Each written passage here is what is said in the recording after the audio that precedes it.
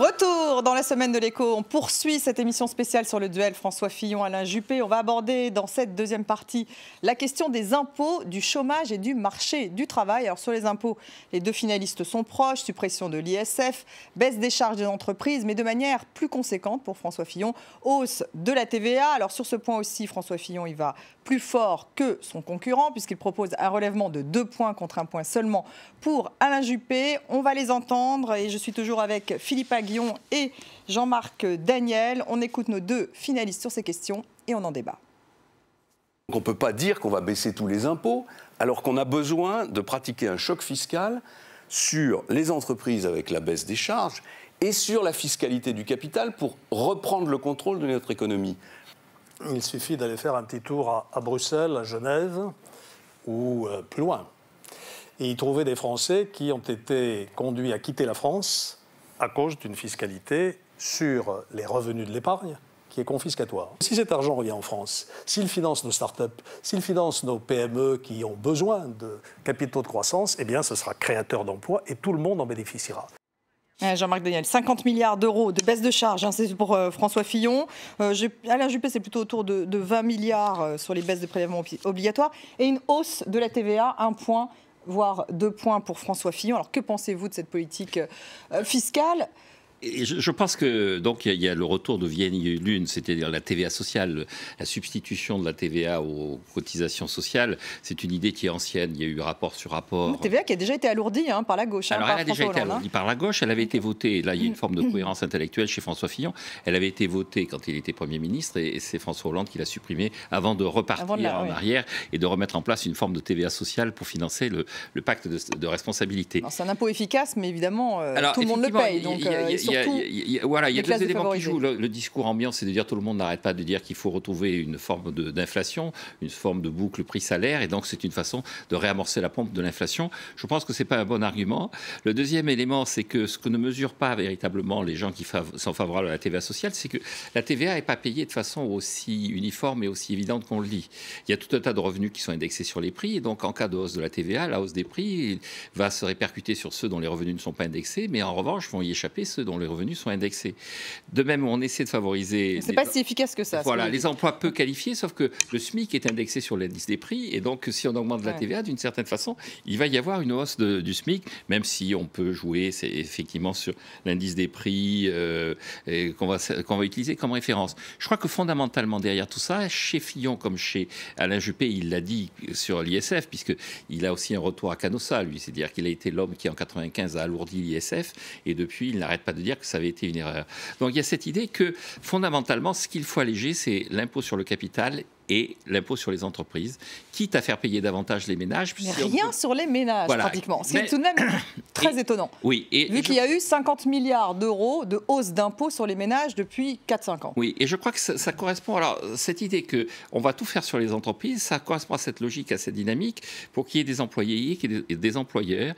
Et je pense qu'il y a une incompréhension de l'évolution du marché du travail. Alors, je pense que Philippe Aghion sera plus précis que moi, mais moi, ce qui me frappe, c'est que depuis qu'il y a le statut d'auto-entrepreneur, il y a 200 000 emplois d'auto-entrepreneurs qui sont apparus dans le système. C'est-à-dire qu'il y a une forme d'emploi qui est en train d'émerger, ce qu'on appelle l'ubérisation de la société, une sorte de dynamique autour de gens qui se prennent en charge, qui essaient de recréer. Et il n'y a aucune réflexion chez aucun des deux, à la fois sur ce que ça signifie en termes de réforme de fiscalité, ce que ça signifie en termes de réforme du Code du travail, ce que ça signifie en termes de réflexion sur le rôle lui-même de l'État. Il y a une sorte de prolongement de l'État actuel sur la base des revendications assez traditionnelles du MEDEF, et je trouve que c'est un peu court pour l'instant. Un choc d'offres, en fait, Philippe Aghion. Il y a plusieurs problèmes, si vous voulez, sur la fiscalité. Il y a d'abord l'idée qu'il fallait que le capital est surtaxé en France. Voilà. Donc c'est par rapport aux autres pays. Or, il y a mobilité des capitaux en Europe. Donc, et les capitaux sont surtaxés. Là, effectivement, donc là, par exemple, en Suède, au début des années 90, mais dans d'autres pays, et si vous allez en Suède, dans les pays scandinaves, dans les pays rhénans, vous avez une taxation forfaitaire sur le capital entre 25 et 30%. C'est ce que veut faire François Fillon. Et nous, on est très au-dessus. Donc, si vous voulez, là, il y a un problème. Deuxième problème que nous avons... c'est une mesure que tous les deux, d'ailleurs, veulent mettre en place. Donc, si vous voulez, deuxième problème, c'est qu'on veut aussi essayer de faire une dévaluation fiscale ou de continuer la dévaluation fiscale, commencer avec le CICE. Donc, on n'a pas ce qu'on est, moins compétitif que les Allemands. Voilà. On peut la faire de différentes façons. Si on avait une monnaie à nous, on aurait un peu dévalué. Mais comme on ne peut pas le faire par la monnaie, nous n'avons que l'outil fiscal pour le faire. Et enfin, on a un problème au niveau du SMIC, on a un SMIC trop élevé par rapport à la productivité. On a un coût du travail non qualifié trop élevé. Donc, si vous voulez, on a ce triple problème-là. Et donc, il faut traiter ce triple problème. Mais avec l'idée d'une convergence fiscale. Moi, je crois que c'est très utile quand même d'avoir des repères et de se dire, finalement, on veut aller vers une convergence, vers la fiscalité des pays qui marchent bien, Europe du Nord et Rénan. Et de définir, parce que sinon on dit on change tel impôt, pas tel autre impôt. À mon avis, il faut définir, de dire voilà les pays en gros qui marchent bien, ils ont quelques règles. Ils ont une taxation progressive sur le travail avec des taux maximum 57, Suède, Danemark, Allemagne, avec des taux maximum à 60. Ils ont une taxation forfaitaire sur les revenus du capital. Ils ont un impôt sur les sociétés à peu près entre 20 et 25. Et voilà, et ils ont une TVA entre 20 et 25. Donc est-ce proche de ce que propose François Fillon et Alain Juppé? Les impôts. Si vous voulez, voilà. Alors, donc, on sent qu'ils voudraient aller vers ça, mais ils ne le disent pas vraiment. Et moi, je pense que ce qui a toujours manqué en France, donc là, je me permets, comme ils sont assez proches, là, je me permets d'être un peu en désaccord avec eux, si vous voulez, de dire, il faudrait définir un sentier de convergence fiscale. Vous voyez, de dire, voilà, à long terme, vers quoi on veut aller. Et puis, voilà comment on va y aller du point où on se trouve, pour que les gens aient une vision et qu'il y ait une prédictibilité, que ce soit prédictible. Donc, c'est la méthode encore que vous mettez... Et à mon avis, là, c'est la méthode qui doit être changée. Voyez. Jean-Marc Daniel. Je crois que sur l'imposition sur le capital, ce qui est important, c'est d'abord, et là, Philippe Agnon... Je vois qu'on vienne sur les ménages tout de même. Oui, là, on rejoint plusieurs propos qui ont été tenus, y compris par Philippe Agnon dans la presse, sur le fait qu'on a effectivement une imposition du capital qui est trop importante et qu'il faut à la fois la simplifier et la réduire. Deuxième élément, pour eux, c'est un marqueur de droite. C'est-à-dire qu'ils sont sûrs que Piketty, que la gauche va réagir en disant c'est insupportable, on est en train de nouveau de faire des cadeaux. La gauche non réformiste. Oui, la gauche non réformiste. Moi, je me considère de gauche. Oui, la gauche dirais, de combat, la gauche d'opposition et non pas la gauche de gouvernement va dire écoutez, c'est la gauche des frondeurs. La gauche des frondeurs, c'est insupportable, vous faites des cadeaux aux patrons. Et le véritable problème, et donc là on rejoint effectivement cette interrogation, c'est que quand on regarde tout leur programme, autant il y a une forme de légitimité à baisser l'imposition sur le capital, sur la fiscalité des ménages, il n'y a pas de véritable réforme, refonte, repensée de la fiscalité des ménages. Alors qu'elle s'est alourdie considérablement. Alors qu'elle s'est alourdie considérablement, que la classe moyenne, qui est censée être potentiellement le candidat, potentiellement l'électorat de la droite, attend quand même un certain nombre d'allègements sur la fiscalité qui la concerne. Et là, il n'y a pas grand-chose. La seule ouverture chez François Fillon, c'est sur la politique familiale. Donc le quotient familial, le quotient familial. Et donc là, il y a une espèce de... Là-dessus, il reviendrait sur la politique de François Hollande. Voilà, absolument. Il y a une espèce, là aussi, de marqueur assez idéologique. Et les heures sup. Est-ce qu'on ne revient pas sur les heures sup, finalement? Est-ce qu'ils en ont parlé dans les programmes? Ils en parlent. Et ils ne reviennent pas? Il n'y a pas l'idée qu'on peut... Non, pas vraiment, parce qu'en fait, comme ils veulent accroître la durée du travail, du coup... Mais, et donc, il y a cette idée qu'effectivement, là aussi, je pense que c'est à la fois habile et dangereux. Habile sur le thème, on ne va pas vous mentir pour une fois, il va falloir... Encore une fois, c'est ce discours, le sang et les larmes, c'est maintenant, on va continuer à souffrir, mais vous allez voir, ça va payer. Et la deuxième chose, c'est que je pense qu'ils sont persuadés que finalement, ce qu'attend la population, c'est davantage l'emploi que le pouvoir d'achat. Mais l'emploi va donner du pouvoir d'achat. Oui, exactement. Donc il y a l'idée quand même que l'emploi va donner mais est-ce qu'un choc d'offres sans consommation de l'autre côté, c'est-à-dire avec des ménages qui sont toujours extrêmement taxés... Mais il y aura quand même une augmentation du déficit. Ils vont quand même augmenter les déficits à court terme. Et dans les limites autorisées, au-delà des limites autorisées, même ils vont devoir négocier avec Bruxelles sérieusement. Oui, Philippe Agnon, vous faites un choc d'offres du côté des entreprises, baisse des charges, et de l'autre côté, vous augmentez la TVA. Donc, et puis, vous ne baissez pas les impôts sur les ménages, qui eux consomment. Donc... Oui, mais vous augmentez l'emploi. Oui, mais attendez, mais vous augmentez. Ça, c'est emploi constant. Mais si vous augmentez l'emploi, là, vous allez augmenter les revenus. Il y aura plus de revenus distribués. Donc, eux ils pensent qu'ils le feront par l'emploi. En grande partie. Juste par le choc d'offres, mais ce n'est pas certain. Et puis il y a la politique familiale. Et moi, je pensais que sur les heures sup, il y avait quand même, on revenait sur les mesures Hollande sur les heures supplémentaires. Non, ils veulent accroître le temps de travail. Là, vous rejoindrez. Il y a effectivement un pari qui est très clair.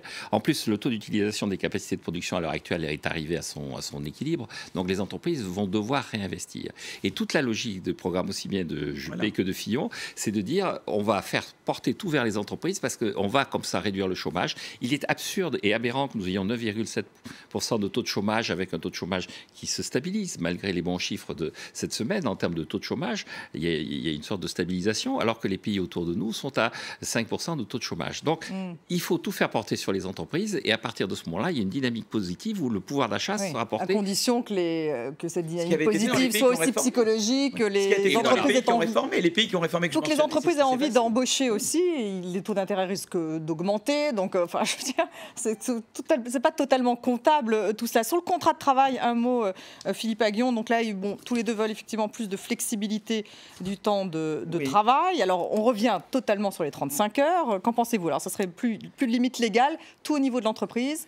Et puis en plus, si j'ai bien compris, François Fillon veut mettre en place des référendums. Là, comme Nicolas Sarkozy d'ailleurs. Donc je crois que là, il y a deux. Donc voilà, si je peux. Donc ils sont assez d'accord l'un avec l'autre sur ces choses. Moi, je crois qu'il y a deux. Il y a la dégressivité également des allocations chômage. Alors, à un moment donné, Alain Juppé a mentionné la flexi-sécurité et le Danemark.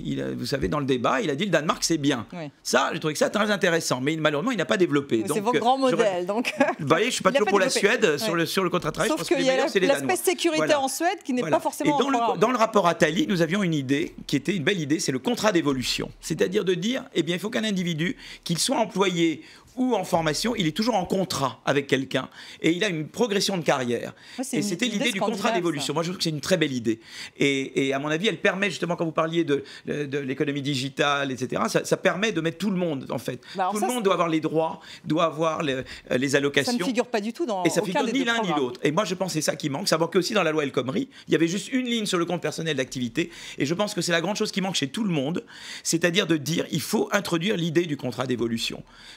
Je pense que c'est-à-dire alors on donne des éléments parce que ça veut dire la formation meilleure.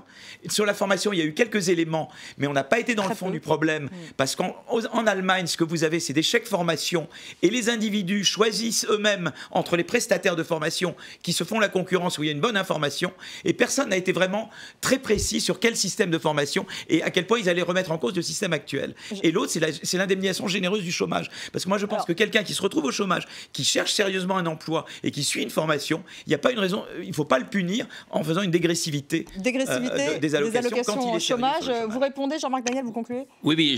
Sur cette idée d'ailleurs, qui est vraiment un marqueur de droite. D'une façon générale, surtout ce qui est les aspects travail, je trouve qu'ils sont un peu courts. Il y a quelques idées reçues, par exemple, ils disent on va diminuer le volume du code du travail à 150 pages, mais ils ne disent pas qu'est-ce qu'il y aura dans ces 150 pages. On ne traite pas tout ce problème, effectivement, de ces nouveaux emplois. Il y a un discours sur il va falloir faire de la formation professionnelle, améliorer l'apprentissage, mais l'apprentissage, à l'heure actuelle, c'est un des domaines sur le plan scolaire où il y a le plus de décrocheurs. Donc, il ne suffit pas de dire on va faire de l'apprentissage. On s'aperçoit que l'apprentissage tel qu'il est à l'heure actuelle ne fonctionne pas aussi bien qu'il le devrait. Il n'est pas efficace. Donc, il y a beaucoup de poncifs dans le discours sur le code du travail est trop lourd, il faut faire le contrat unique, mais il n'y a pas beaucoup de concret pour l'instant. Alors, plutôt Fillon, plutôt Juppé? Moi, je pense plutôt Fillon à titre personnel. Plutôt Fillon, plutôt Juppé? Plutôt Juppé. Bon, merci à tous les deux en tout cas. Bien sûr, le vote a lieu dimanche. Merci de nous avoir suivis. Vous restez avec nous sur France 24.